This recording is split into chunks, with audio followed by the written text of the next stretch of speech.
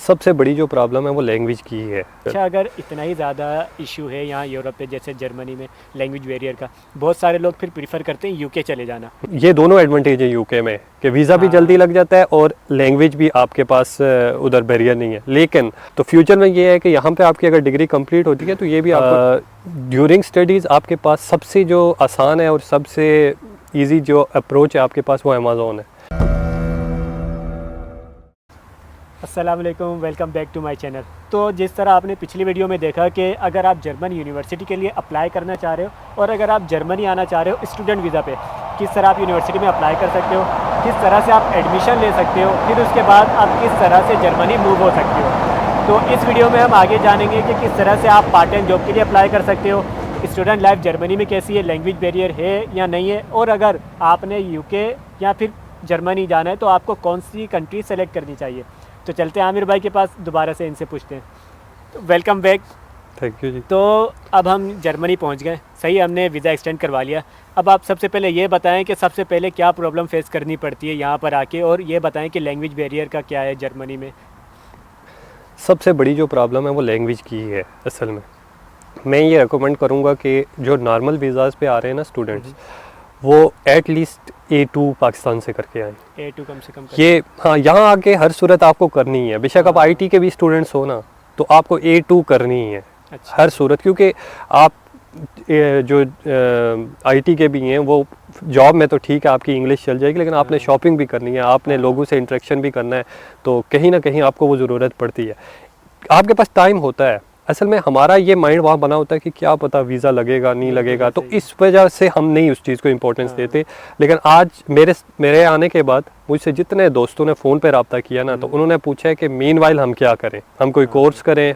मैंने कहा सब कुछ आजकल ऑनलाइन होता है, लैंग्वेज भी ऑनलाइन होती है, लेकिन ऑनलाइन आप उस तरह से नहीं कर सकते जितना आप फिजिकली जाके क्लासेस में करोगे, और वहाँ पे आपके पास टाइम है। अगर ज़ाहिर है वीज़ा आपने अप्लाई किया हुआ है, प्रोसेस हो रहा है, तो आप उस लैंग्वेज पे वो टाइम करो।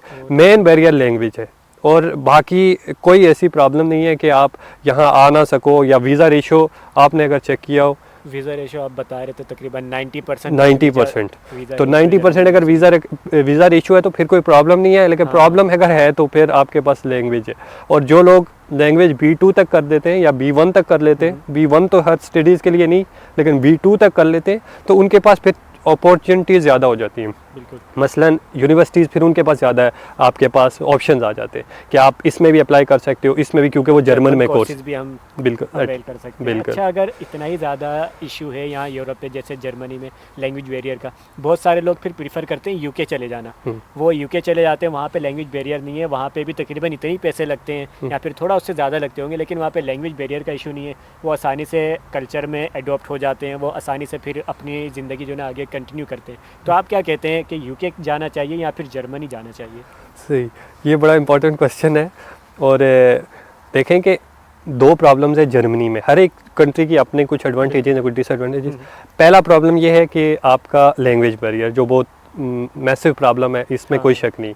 दूसरा प्रॉब्लम जो इस्लामाबाद के स्टूडेंट्स के लिए है ज़्यादा है, वो अपॉइंटमेंट का है कि बहुत ज़्यादा टाइम अवेल कर देते हैं ये, तो स्टूडेंट्स बेचारे असल में डिसहार्ड हो जाते हैं स्टूडेंट्स। इतनी प्रॉब्लम ये भी नहीं होती, साल एक का कोई इतना मसला नहीं होता। साल में आप लैंग्वेज पे जोर दे दो ना अगर, तो वो आपका साल कहीं ज़ाया नहीं होगा। लेकिन वो हम लोग वहाँ पे असल में सीरियस ही नहीं होते, और वो सोचते ही नहीं है कि क्या पता लगेगा नहीं लगेगा, तो इसी कश्मकश में हमारा वो टाइम गुजर जाता है। तो जो आप बात कर रहे हैं यूके की, यूके का ये दोनों एडवांटेज है यूके में कि वीज़ा भी जल्दी लग जाता है और लैंग्वेज भी आपके पास उधर बैरियर नहीं है। लेकिन प्रॉब्लम क्या है कि यूके में आपके 45 से 50 लाख आपको जो चार्जेस हैं वो डिपॉजिट करवाने पड़ते हैं, और वो आपने डिपॉजिट करवा दिए, वो आपकी जेब से चले गए। अच्छा। ये जो आपने डिपॉजिट करवाए ये यहाँ आके आपको ही मिलने हैं। हाँ, ये करंट अकाउंट में तो ट्रांसफर हो रहे हैं, ब्लॉक अकाउंट। हाँ, ये आपके, ये गवर्नमेंट नहीं लेती, ये आपके ब्लॉक अकाउंट में, समझे, आपकी अमानत है इनके पास। और ये वापस जब आप यहाँ पे आओगे तो जो आपके एक्सपेंसेस हैं वो इन्हीं से आप पूरे करोगे। जो आप पार्ट टाइम जॉब करोगे तो वो आपको ज़ाहिर एडिशनल होगा, वो इसमें नहीं होगा। ये डिफरेंस है। दूसरा ये है कि यूके की एजुकेशन की चार्जेस हैं, फीस है, वो आपको देनी पड़ती है। वो मतलब वहाँ से जो आप देते हो वो भी होती है, लेकिन यहाँ पे आके जो आपके होते हैं वो आपको अलग पे करना पड़ता है। फॉर एग्जांपल 6 महीने का अगर आप पाकिस्तान से दे के आए हो तो नेक्स्ट 6 मंथ्स का आपको यहाँ पे देना पड़ेगा। जो मेरा एक दोस्त आया था, बल्कि मेरे से थोड़ा सा अरसा पहले आया था यूके। तो लास्ट टाइम जब हम इटली सेमेस्टर के लिए गए थे एक, तो मेरी उससे बात हुई थी, तो वो बता रहा था कि 15 पाउंड उनको सिर्फ जाने के लिए ना, यहाँ से मतलब उनके जो जहाँ पे वो रहते हैं वहाँ से ट्रेन या बस पे जाने के लिए वो डेली के देने पड़ते हैं। अब आप अंदाज़ा लगाएं कि 15 पाउंड आपको सिर्फ ट्रांसपोर्ट के लिए। हाँ। तो वो यहाँ पे ये है जर्मनी में कि आपको एक सेमेस्टर टिकट दिया जाता है, जिसके सेमेस्टर के आपके 300-350 यूरो ये डिडक्ट करते हैं, और ये उसमें आपको ट्रेन भी फ्री और उसमें आपको बस भी फ्री होती है, बस उस टिकट पे। हाँ, तो वो अब वो हम यहाँ से 350 यूरो शायद स्टूडेंट्स को लग रहा हो कि ये भी बहुत है, लेकिन जब यहाँ हम मूव करते हैं और वो टिकट की प्राइस देखते हैं तो हम हैरान हो जाते हैं कि 40 यूरोज़ एक साइड के वो टिकट होती है। तो वो हमें उस हिसाब से कुछ भी नहीं होता। ये तो बहरहाल जब हम एक्सपेंसेस का देखते हैं तो जर्मनी में आपको एज है, जब आप दूसरी साइड पे लैंग्वेज का देखते हो तो फिर आपको यूके में एज है। तो और फिर जहाँ पे जो प्रॉब्लम है कि फ्यूचर में आपका क्या होगा, तो फ्यूचर में ये है कि यहाँ पे आपकी अगर डिग्री कंप्लीट होती है तो ये भी आपको 18 मंथ्स देते हैं कि आप अपनी फील्ड जॉब की तरफ जाएं। और 18 मंथ्स में हमें या विद इन 2 ईयर्स हमें लैंग्वेज पे अगर पाकिस्तान से हमने नहीं की तो इधर हमें फोकस तो करना चाहिए, तब हम जाके अपनी जॉब की तरफ जो है वो ज़्यादा से ज़्यादा चांसेस अवेल कर सकते हैं जॉब। तो ये जो 2 साल का वीज़ा होता है ये जॉब सर्च वीज़ा होता है, जॉब सीकिंग वीज़ा होता है, जो कि आपको स्टडी कंप्लीट करने के बाद ये जर्मनी गवर्नमेंट देती है। ये 1.5 साल का, 1.5 साल का ये जॉब सर्च वीज़ा, मतलब ये वो आपको एक किस्म की टाइम देते हैं या लिमिट देते हैं कि इस ड्यूरेशन में आप अपना जो है वो फील्ड से रिलेटेड काम जॉब आप तलाश करें। तो वो उसमें अगर वो आपको मिल जाती है जॉब, फिर आपका एग्रीमेंट हो जाता है, फिर आपका ये कन्वर्ट हो जाता है, ये वाला जो आम कार्ड हमारे पास पिंक सा कार्ड होता है इनिशियली, ये ब्लू कार्ड में कन्वर्ट हो जाता है जी। अच्छा, जैसे जब हम चलें लैंग्वेज भी सीख रहे हैं साथ साथ, लेकिन अचानक से तो लैंग्वेज नहीं आएगी, टाइम लगेगा, तो ऐसी कौन सी ड्यूरिंग स्टडी जॉब्स हैं जो कि स्टूडेंट कर सकते हैं, अपने एक्सपेंसेस को मैनेज कर सकते हैं और वहाँ पे इतनी ज़्यादा लैंग्वेज स्किल्स भी नहीं चाहिए होती हो? ड्यूरिंग स्टडीज़ आपके पास सबसे जो आसान है और सबसे इजी जो अप्रोच है आपके पास वो अमेज़ोन है।